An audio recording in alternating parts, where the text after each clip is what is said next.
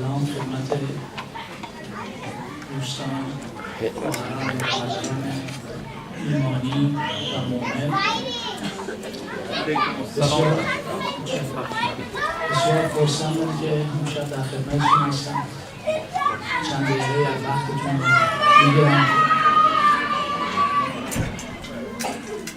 موضوعی رو که برای شما ترتیب دیدم برخلاف قبل که به خاطر رشته و حرفه خودم معمولا جنبه‌های علمی داره، امشب در باب فضائل قناعت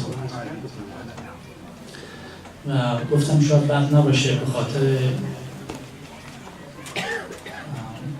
به آمریکایی‌ها بلک فرایدی که هفته دیگه داره میاد یه مقدار صحبت بشه در این باب. دیدای خوبتر.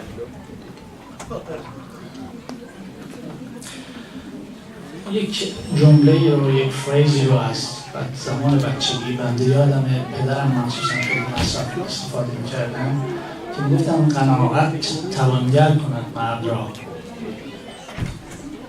خب ما بسیار شنیده بودیم این نصیحت رو، این جمله رو، اما چگونه میتونه قناعت انسان رو توانگر کنه همیشه برای بنده یک جای صحبت و سوالی بود. البته ناگفته نماند که امشب صحبت بنده به انگلیسی خواهد بود، ولی با اجازه شما یه حدود 5 دقیقه شو بنده به فارسی، بعد بقیه رو به انگلیسی حدود 15 دقیقه بعدش. شما لطف کنید که 5 دقیقه رو من علامت بدید، وقتی مونده ممنون میشم.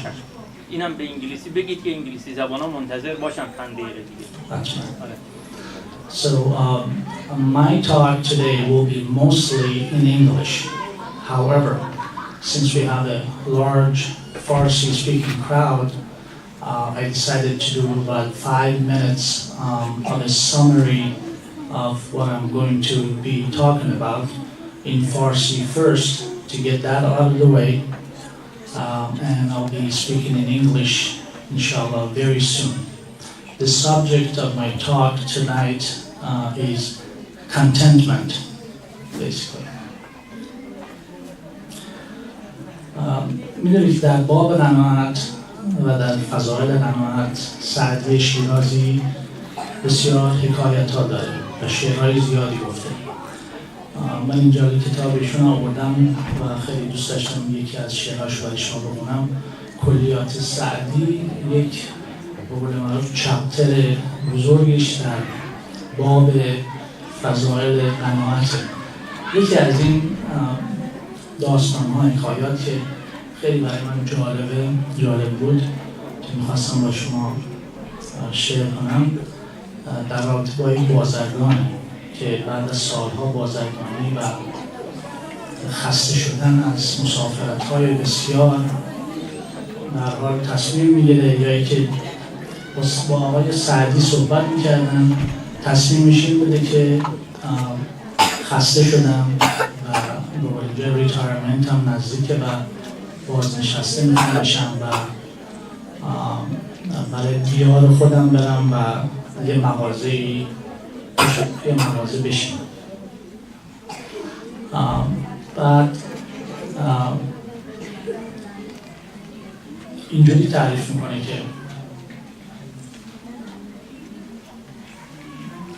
به سعدی میگه سفری دیگرم در پیش است، اگر آن کرده شود بقیت عمر خویش به گوشه‌ای بنشینم. گفتم من سفر کدام است؟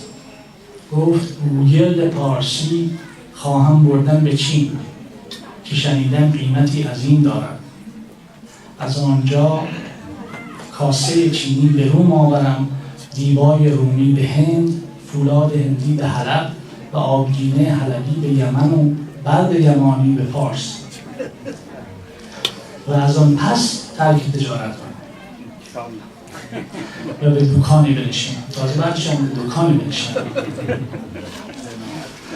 و در اینجاست که سعدی حکیمانه یه شعری میگه که من مطمئنم همه دوستان شنیدید، لااقل بیت دوم شد که میگه که آن شنیدستی که در اقصای غرور پارسایی چون بیفتاد از سطور گفت چشم تنگ دنیا دوست را یا قناعت پر کند یا خاک گور. اول این رو می‌خواستم با شما شیر کنم، انشاءالله که فرصتی بشه در آینده و این صحبت بیشتر باز کنیم، چون در باب قناعت خیلی صحبت ها هست.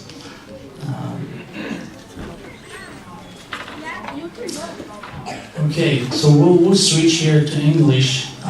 Thank you for your patience.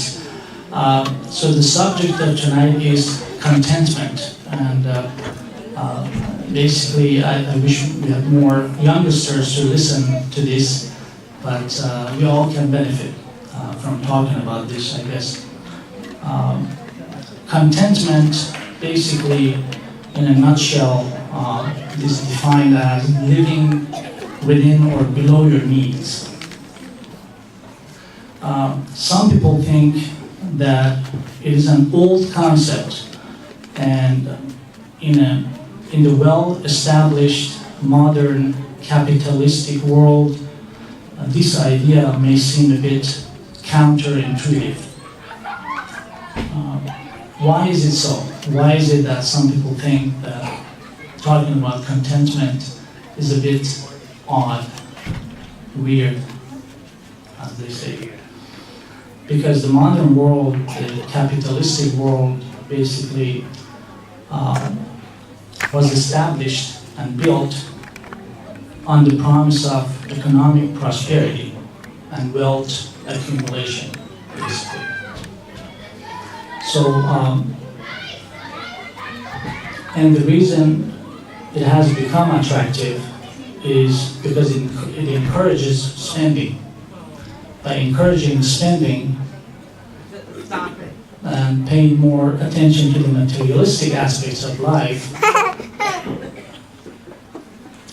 the idea of contentment has become weaker and weaker.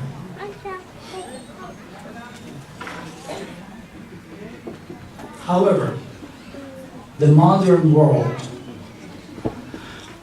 that discourages contentment has always run into a problem. And what is that problem? Is that materialistic world constantly takes our attention away from the spirituality and more towards the materialistic aspects. And that's one big problem. And that's one of the, what we pharmacists call it, the side effect of the modern world. If you live it and not notice that problem. And now the question is, why spirituality is important? So it takes us to that question. Because the spirituality, as often a lot of people have discovered after practicing the capitalistic life, is that it gives life more purpose. We all know that. It gives us a lasting self-satisfaction and self-fulfillment. That's for sure. It gives us self-worth. Self-worth without destroying the environment. And that's a big issue today, isn't it? Basically, contentment paves the way for a more meaningful life. That's in a nutshell.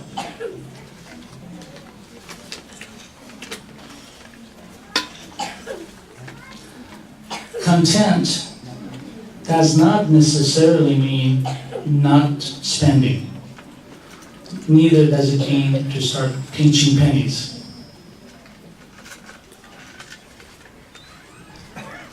Every time we're trying to buy something that we need. And here's my key word, need.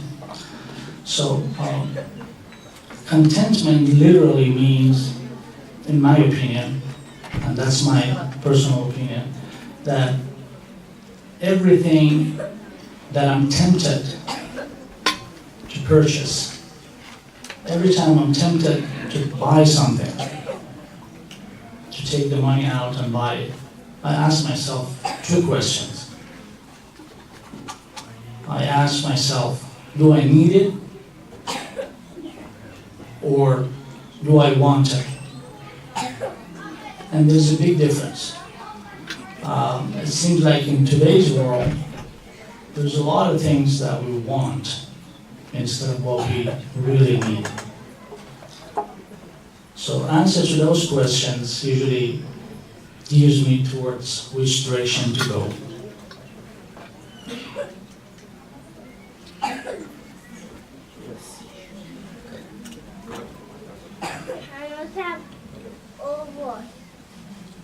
Now, the big question is, how do we become content? Basically, what ways do we recommend to help with the practice of contentment? I have a few questions, a few ideas, that those are my ideas. I'm sure there are a lot more that you can add to it. Number one that I could think of was, it's perhaps one of the strongest, the best ways to become more content on it is to, number one, by eliminating, if possible, or ignoring the commercials that are geared towards us. So commercials do what? They provoke and create false needs. So if you could eliminate them or ignore them somehow. I'm sure there's some programs that on TV or on the cable channels that you can actually purchase that are commercial free, and that helps. However, I mean, we're not. We have to purchase. You need to purchase a program in order to eliminate other purchases. That's a good point. Okay. But that's one way to minimize it. Let's put it that way. So watching commercial-free programs or questioning the claims of the commercials. When they claim something, question it. Ask more about it. Is it real? Is it that much helpful to me? Do I really need it? Number two that I could think of was by being frugal. Now, this is one word that's been really misunderstood. People think being frugal literally means not spending money, period. Of course, that's one aspect of it. But the real frugal, from my observation, is that we could use a lot of things that we already have to the fullest. I'll give you an example. I remember buying a shirt.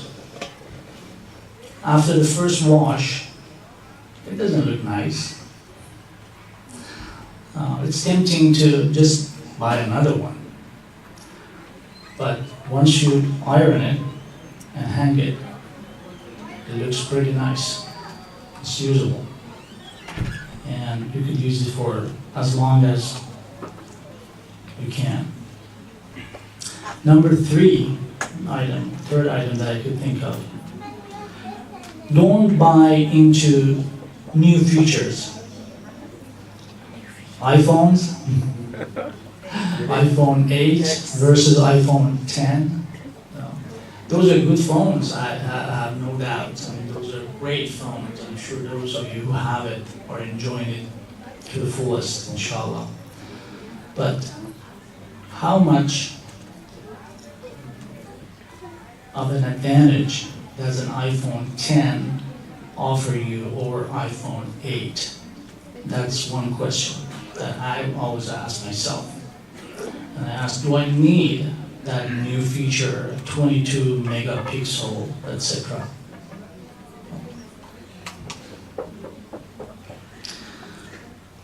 Number 4 that I think of. By simply paying attention to more spirituality and spiritual aspects in our lives. That's what we do here. Praying more. By praying more, reading more Quran or other holy books, just to be more knowledgeable, it fills up our time and makes us more content. Other things I was thinking, reading more poems. Obviously, that's an awesome thing. Volunteerism. I do it all the time. I enjoy it very much. One other program that we went to that I'm recommending is to learn more about the progressive Muslims who are working hard to integrate Islamic thoughts into a more practical and moderate practice. Those are thought-provoking things. We live in a society that we need to start thinking that way. And number 5 that I could think that it could help us be more frugal, be more content, which a lot of people in our society have issues with, by eating less or being more conscientious of what we eat. As simple as that.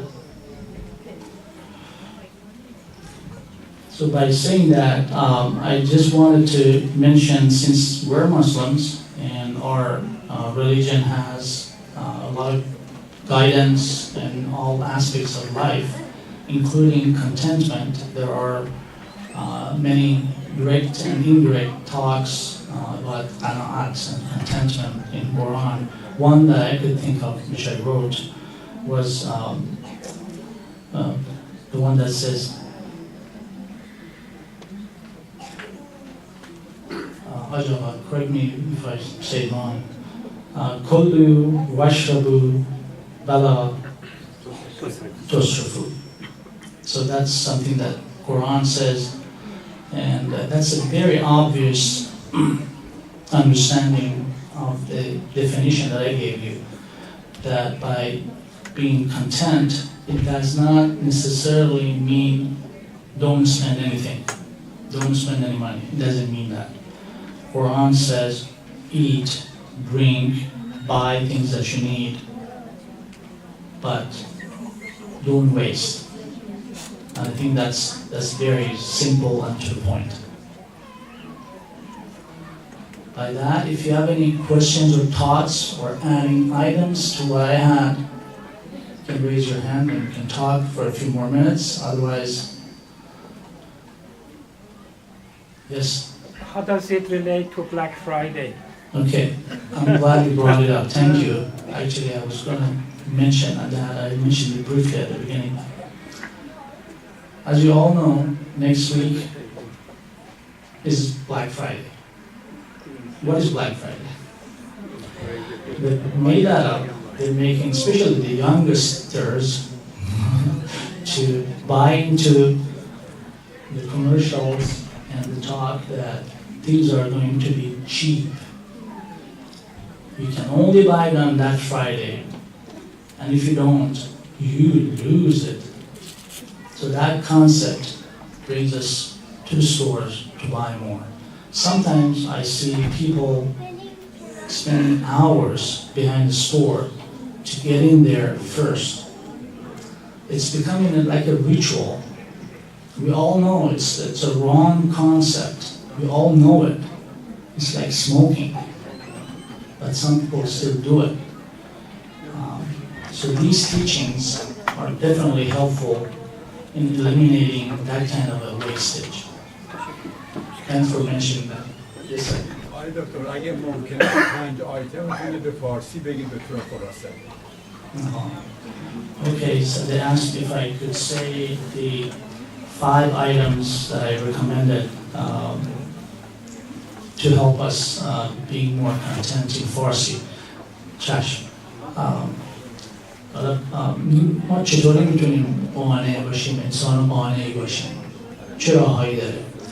حقیقتش علمی توش نیست، من چون ساینتیستم چیز علمی توش پیدا نکردم، واقعا من علمشو ندارم، اما چیزایی که میدونستم شخصا راجبش فکر کردم به عنوان یک ایرانی، به عنوان یک پدر،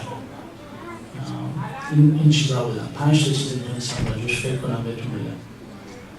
اگه بتونیم مقدار آگهی‌های بازرگانی رو که به چشممون و به گوشمون بخوره محدود کنیم، کم کنیم، این کمک میکنه. چرا؟ چون استادی‌ها نشون داده که وقتی ما اینا رو میبینیم توی ضمیر ناخودآگاهمون خود به خود میخوایم اونو بخریم، حتی اگر مقاومت کنیم. شماره 1 اینه. شماره 2 این بود که کمک کنید من فروغ چی میشه؟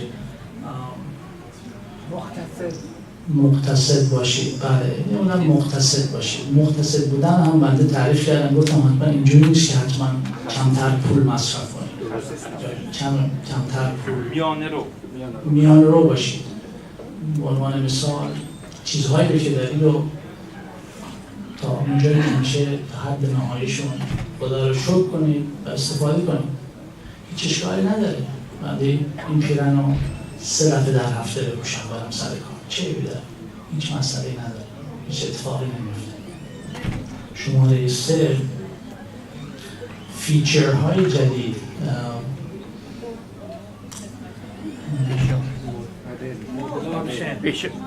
آپشن های جدیدی که روی اتومبیل ها میاد، روی تلفن های سلفون میاد یا غیره غیره غیره. این چیزایی هستن که خیلی کمک میکنن به فروش بیشتر اون جنس. بعضی وقتا اون آپشن ها چیزایی به گزینه ها.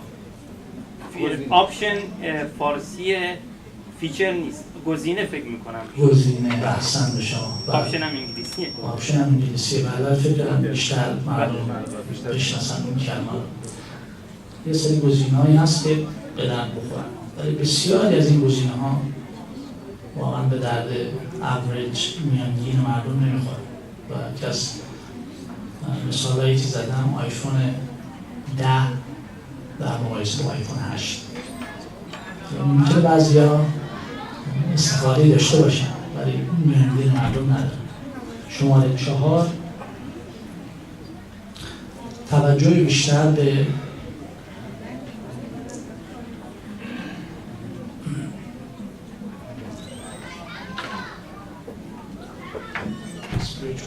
معنویات، توجه بیشتر به معنویات که من لیست بلند بالایی داره، برای همین که اینجا تشریف آوردید خودش قلم شد.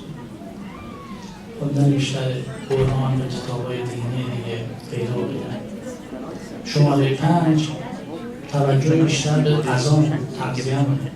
چی می‌خورید؟ چیزای سالم باشه، چیزای مناسب باشه، چیزای کم باشه برای سالم تر بودن بدن و روح.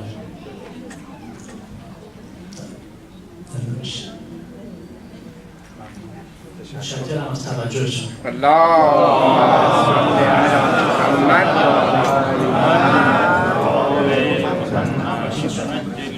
احسنتم استفاده کردید.